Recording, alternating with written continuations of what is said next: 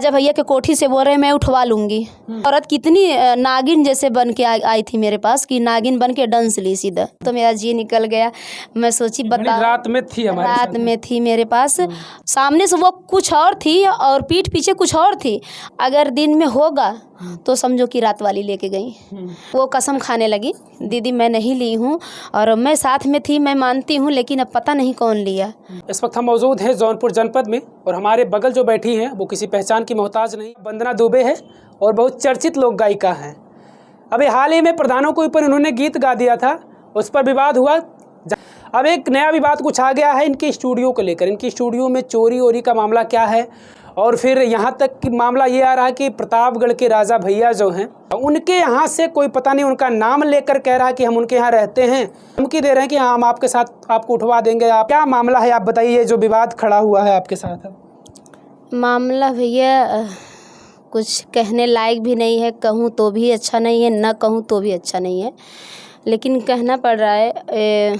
कुछ सिस्टर आई थी रात में, संडे के दिन, तो रात हो गया था, उनको गाड़ी मतलब नहीं मिली और मैं बुला ली। वो लोग बोले मेरा गाड़ी छूट गया। मैं बोली चल यहाँ पे आ जाओ, मैं अपने स्टूडियो में सुला दूँगी। तो मैं हस्बैंड को भेज के होटल से खाना मंगवाई, क्योंकि अपने घर कोई भी आए इज्जत से, जो भी आप भले ना खाओ लेकिन दूसरे को इज्जत करना पड़ता है। तो हम होटल से खाना मंगवाएं और खिलाएं पिलाएं सोआएं, और रात 1 बजे तक हम लोग बात भी किए। हम इतना छली कपटी लोग नहीं हैं और हम दूसरे को पहचानते हैं, लेकिन इतना नहीं पहचान पाते हैं कि कौन क्या है। जब आप सामने से बोलेंगे तभी हम आपको पहचान पाएंगे। सुबह इनको गाना भी बना के दी, अगले दिन भी जी मंडे के दिन बोली सिस्टर गाना बिगड़ गया, 3-4 और बना दीजिए। मैं गाना बना के दी। उसके बाद ये लोग नहीं करे, फिर मैं अपने ससुराल चली गई। मैं उसमें घड़ी का ध्यान नहीं दी, जबकि मैं सुबह नहा के आती हूँ तो पहनती हूँ। फिर मैं ससुराल से आई, फिर घड़ी ढूंढने लगी, नहीं मिला मुझे। तब उसके बाद मैं तब वीडियो देखी कि मतलब घड़ी कहाँ तक है मेरा। अच्छा। हाँ, कि अगर दिन में नहीं होगा तो इसका मतलब भीड़ में चला गया, अगर दिन में होगा तो समझो कि रात वाली लेके गई। मैं गिफ्ट वाला देखी तो मैं घड़ी पहनी हूँ, तब तो मेरा जी निकल गया। मैं सोची बता, रात में थी हमारे रात में थी मेरे पास। और मुझे तो ये सब कहने पे कि तो रोना आता है। ये तो मैं सोचती हूँ कि ये लोग का मुंह ना देखें, या तो हम ये छोड़ ही दें कि ये सब बवाल, ऐसा मन करता है। तो उसमें एक लेडीज़ थी, वो आई थी, तो वो थोड़ा मेरे ही बारे में मतलब थोड़ा लगी सगी मतलब हो गई हैं, इलाहाबाद की वो भी हैं। तो वो बोली, उनसे मैं बोली कि दीदी मेरा घड़ी हेरा गया है। तो वो कसम खाने लगी, दीदी मैं नहीं ली हूँ और मैं साथ में थी, मैं मानती हूँ, लेकिन अब पता नहीं कौन लिया। यही सब चीज़ हुई। उसके बाद वो जाके मेरे खिलाफ़ वीडियो बनाती हैं कि मेरा चैनल ख़राब हो जाता, या आप किसी का चैनल मत दो, किसी के भरोसे मत रहो, अपने दम पे मतलब दुनिया भर का बहस की जाते ही तुरंत ही। अच्छा। तो किसको लोग शक करेंगे? नाम तो नहीं ली मेरा। ये बात कहाँ कैसे पहुँच गई कि लोग कह रहे हैं कि भाई, मैंने वीडियो में भी देखा कि आप बता रहे कि राजा भैया के कोठी से कोई आपको धमकी दे रहा, वहाँ से क्या कुछ कह रहा, और कैसे बात वहाँ तक पहुँच गई, और वो है कौन जो वहाँ से इस तरीके की बात कर रहा है? जी, उसके बाद मैं इनके पास फ़ोन लगाई, ये वीडियो देखी तो मैं एकदम गुस्से में हो गई। मुझे लगा कि मैं इनसे बात करूँगी, जो मेरे मन में रहेगा मैं सब बोलूँगी। तब मुझे घड़ी का वो हो गया, टेंशन हो गया। मैं सोची कि ये इनका कॉपीराइट आ गया तो मुझे बदनाम कर रही हैं, और हम इनको खिलाए पिलाए सुलाए अपने शरण दिए, और ये हमारा थोड़ा भी एहसान नहीं की कि कॉपीराइट मतलब कुछ नहीं होता है, वो मैं हटा सकती थी। फ़ोन मैं की इनके पास, मेरे मन में जो आया मैं सब बोल दी। मैं बोली आप घड़ी पैसा लेके गई, मैं तो कुछ नहीं वीडियो बनाई, आप पे कॉपीराइट आ गया तो आप इतना बड़ा आप उनको बोले कि घड़ी और पैसा लेकर चली गई, तो क्या इस चीज़ को एक्सेप्ट कर रही थी कि हम लेके गए हैं? नहीं की, बोले कि मैं नहीं लेके गई हूँ। बोली कसम का हम के आई है, हमारे भी भगवान औलाद दिए हैं। मैं झूठ अगर बोलूँगी तो हमारे भी सामने आएगा, अगर आप झूठ बोलेंगी तो आपके सामने आएगा। तो तब नहीं बोली कुछ।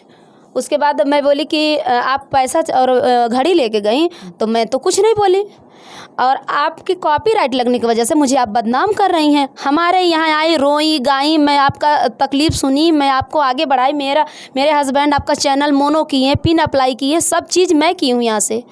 और चैनल जब आप ले ली हैं, मेरे पास है नहीं, तो क्यों मुझे बदनाम कर रही हैं? तो बोली मैं बदनाम नहीं की हूँ, मैं सबको चेतावनी दे रही थी। मैं बोली जाते ही अगर ये 10 दिन बाद बनाती तो शायद मेरे मन में दुख नहीं होता। तो उसके बाद ये किसी को कॉन्फ्रेंस की थी, एक स्टेज शो करती है कोई लेडीज़, लड़की है, औरत है, तो वो कॉन्फ्रेंस थी। बोले कि क्या बात है, क्यों ऐसा बोल रही हैं, बात क्या है। और हम भी उनके भी ऊपर गुस्सा हो गए। मैं बोली मुझसे क्यों पूछ रही हो, जिसके तरफ से आई हो वीडियो कॉन्फ्रेंस हो तो आपको नहीं पता है क्या बात है, आप उनसे बात करिए। बिना बिना पता कि आप कॉन्फ्रेंस हैं, हम क्या आप इतनी बार से सुन रही हैं, आपको नहीं पता है बात क्या है, हमसे क्यों पूछ रही हैं। कहे नहीं हम आपसे पूछना चाहते हैं। मैं बोली मैं नहीं बताऊंगी, आप उनसे पूछिए, मैं क्यों बताऊं आपको।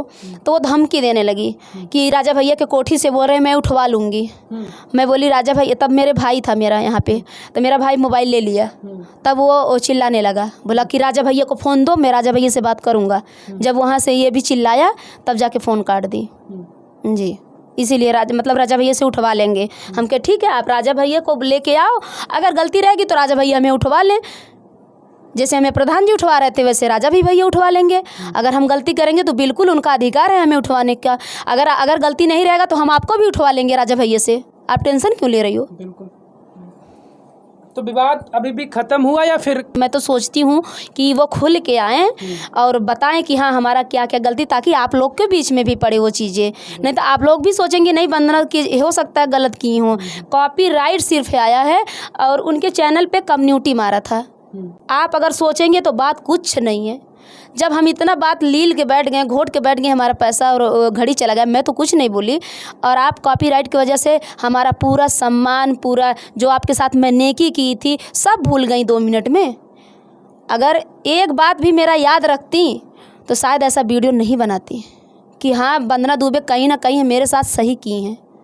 वंदना दुबे और इनकी सिस्टर अर्चना तिवारी लगातार ये लोगों की सहयोग करती हैं, लोगों के साथ पूरे दिन भर तक सिर्फ गाना गाती हैं और तमाम लोगों का यहाँ पर आने से तमाम लोगों का चैनल भी मोनेटाइज हो गया।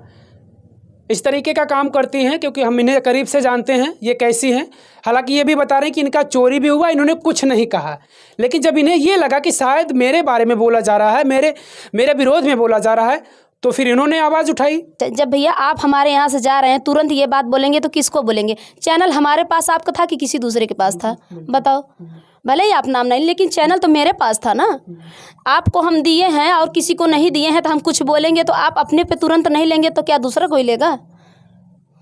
तो हमारे खिलाफ तुरंत जाके वीडियो बनाने लगे। किसी के ऊपर भरोसा नहीं है, सामने से कुछ और लोग रहते हैं और पीठ पीछे कुछ। ये चीज़ तो मुझे इतना चुभा कि सामने से कुछ और ये चीज़ मतलब वो जो की है वही की हैं।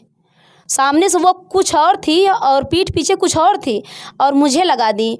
मैं सोची देखो ये औरत कितनी नागिन जैसे बन के आई थी मेरे पास कि नागिन बन के डांस ली सीधा। सब शांत हैं और कुछ भी नहीं है। वही राजा भैया की धमकी दी थी तो इसीलिए मैं वीडियो बनाई हूँ कि कम से कम लोगों को जानकारी रहे, नहीं तो कल का कुछ होगा तो लोग बोलेंगे क्यों नहीं शेयर की। इसलिए मुझे वीडियो बनाना पड़ा मजबूरी में।